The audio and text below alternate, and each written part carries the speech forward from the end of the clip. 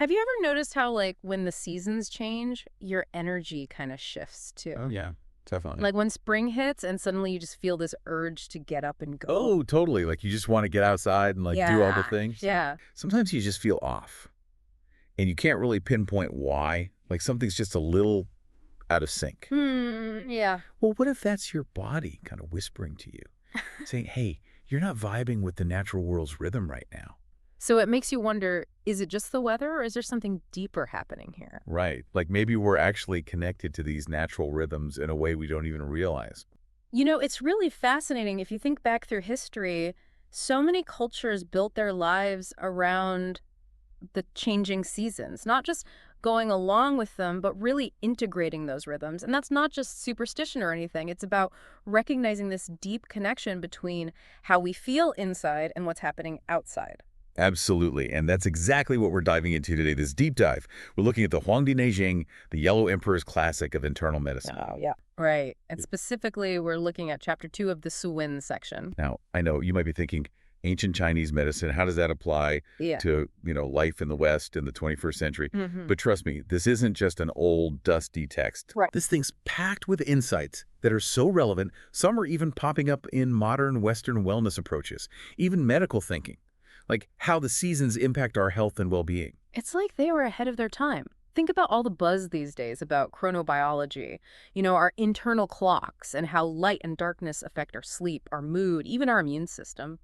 The Huangdi Neijing was onto something there, thousands of years ago. Exactly. It's like they were observing the same fundamental stuff just through a different lens. Absolutely. So today we're on a mission to unpack some of this ancient wisdom and give you, yes, you listening, some practical tips on how to live more in tune with the seasons. And this isn't just some vague stuff. This text gets pretty specific. Oh, yeah, it's all about actionable advice. It gives you guidance for each season, like what to actually do. And something super important to remember from the get-go is the Huangdi Neijing isn't about waiting till you're sick to take action. Right. It's all about prevention, getting ahead of it by syncing your lifestyle with those natural seasonal shifts. Okay, so let's jump right in. Spring. Everything's coming back to life. The Huangdi Neijing calls this Da, which means releasing the old and welcoming the new. Ah, yes, Fortune. It's that feeling of new growth, that fresh, vibrant energy. Think about how nature throws off winter's, sleepiness. Right, that dormancy. Yeah. So the text is saying that energy, it affects us too. Totally. And it's interesting how that translates into advice for everyday life.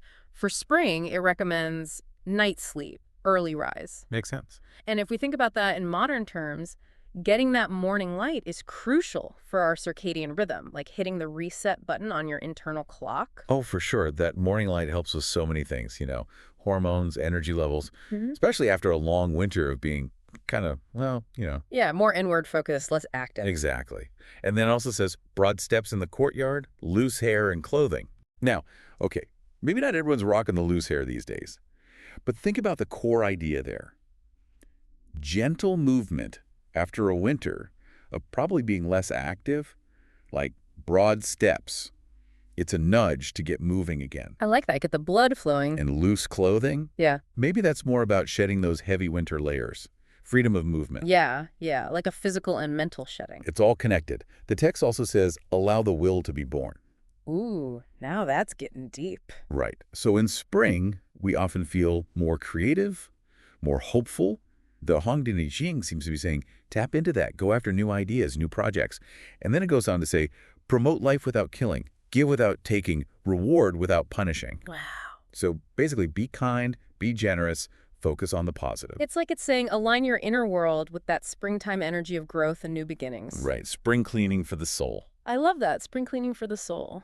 But what happens if you ignore all this springtime renewal? Well, the text is pretty clear. It says going against this energy, it harms the liver. And it can even lead to getting sick more easily in the summer. So it's all connected. One season flows into the next. Exactly.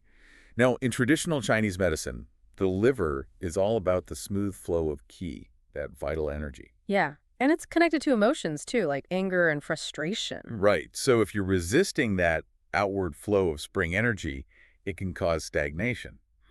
That's like blocking a river.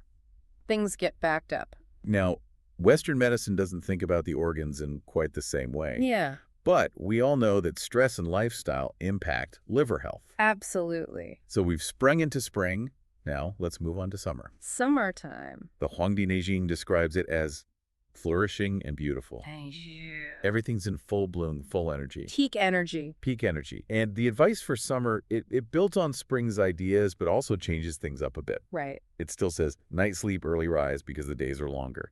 But then it adds no aversion to the sun.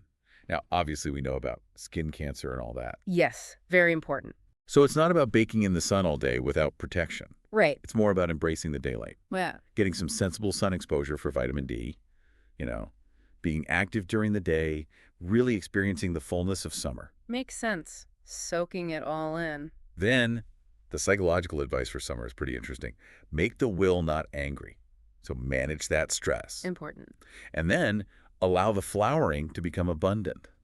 So let your creativity flow, let your joy shine, like all that abundant growth in nature. Beautiful imagery. And then it says, allow the chi to be released, like what is loved is on the outside.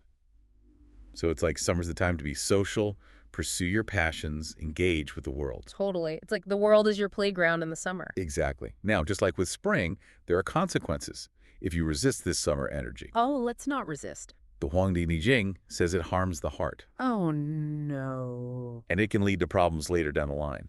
And while Western medicine doesn't tie emotions and heart health to specific seasons like that, we all know that chronic stress, emotional stuff, it impacts cardiovascular health. Yeah, it's all connected. So we've had our fun in the sun, and things start to wind down as we move into autumn. The Huangdi Neijing calls this Krik Rong Ping, which means composure and equilibrium. Ah. It's a time of gathering and harvesting, Ah, yes. Who and who? both in nature and, according to the text, within ourselves. And now the focus shifts from all that outward activity to something more internal. Interesting. Yeah, the recommendation for autumn is early sleep, early rise, same as the rooster. Which makes sense because the days are getting shorter. Right, your body's naturally preparing for those shorter days and longer nights. Yeah, and aligning your sleep schedule with the sun, that helps with your melatonin production. Ah, the sleep hormone. Super important. The advice for autumn gets pretty deep, too. It says, make the will peaceful and still to moderate the autumn's penalty. Gather the shin and qi. Make the autumn qi balanced. Do not let the will go outward. Make the lung qi clear. So it's all about calming the mind, focusing your energy inward. It's that transition, from the outward energy of summer to this more inward, reflective energy of autumn. Exactly. And make the lung qi clear.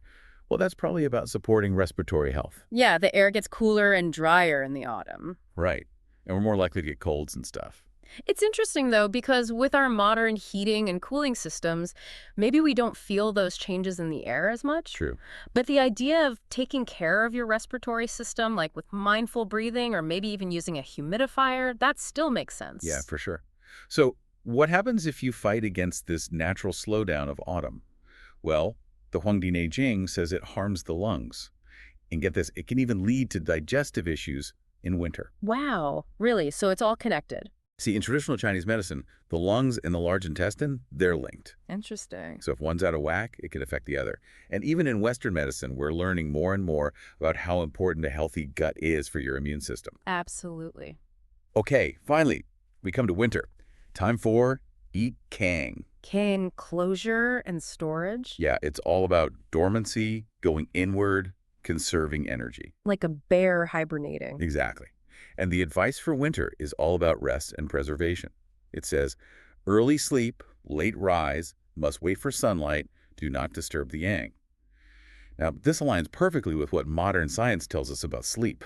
Oh, for sure. Sleep is crucial for everything. Right, it helps our immune system, repairs our bodies, all that good stuff. Yeah.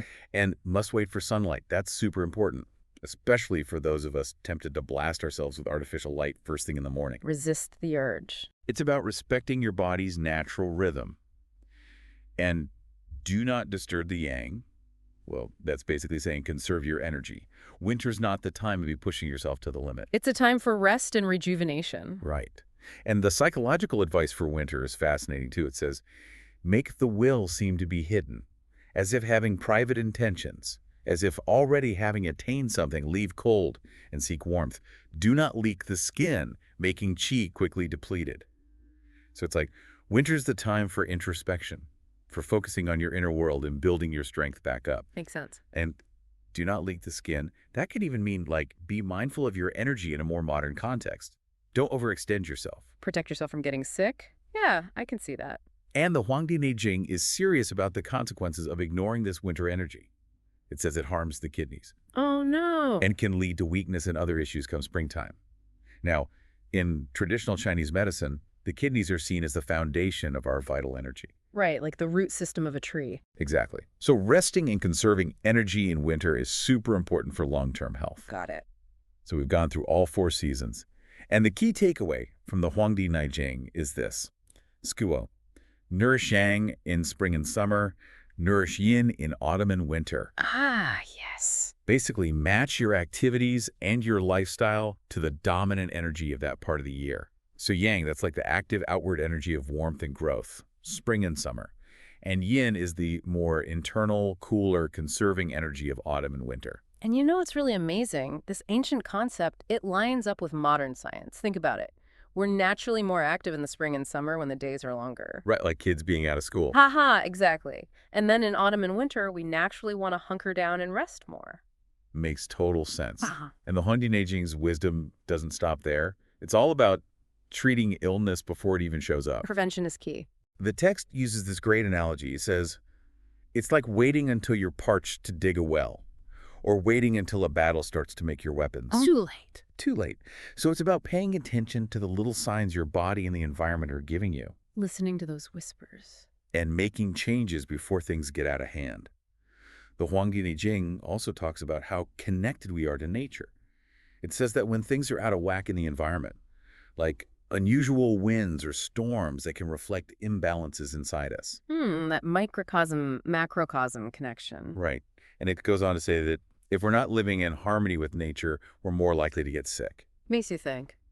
And in this Addy section, it gets into some pretty complex stuff. It talks about the relationship between Tian Qi atmospheric influences, Si Qi 4 seasonal Qi, and Si Qi and Yang 4 seasons yin and yang. And it says that they're all part of the same system, driven by Jing, which is like the force behind our metabolism and how we adapt to the seasons. Yeah, so even though those concepts might seem kind of abstract from a Western science point of view, the main takeaway is that our bodies and the environment are constantly interacting and influencing each other. Right. The seasons aren't just about the weather. They're like these huge energy shifts that affect everything. Everything's connected. So wrapping up our deep dive into the Huangdi Neijing, I think it's pretty clear that syncing up with the seasons isn't just some ancient hippie idea. Right. It's a powerful way to stay healthy, prevent illness, and just feel better overall.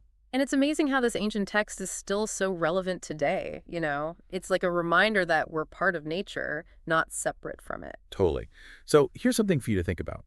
What's one small thing you could do today to start living more in tune with the seasons? Yeah. What's one little change you can make? Maybe adjust your sleep schedule, like we talked about, or choose activities that are more aligned with the energy of the season. I like that. And just pay attention to how you feel. See what happens. And this deep dive, it's really only scratched the surface of the incredible wisdom contained within the Huangdi Neijing. There's so much more to explore. And the vast and rich tradition of traditional Chinese medicine. It's a whole universe of knowledge. So if this discussion has sparked your curiosity and you found it intriguing, We highly recommend you dive in. there's a whole world of ancient wisdom waiting to be discovered. Happy exploring.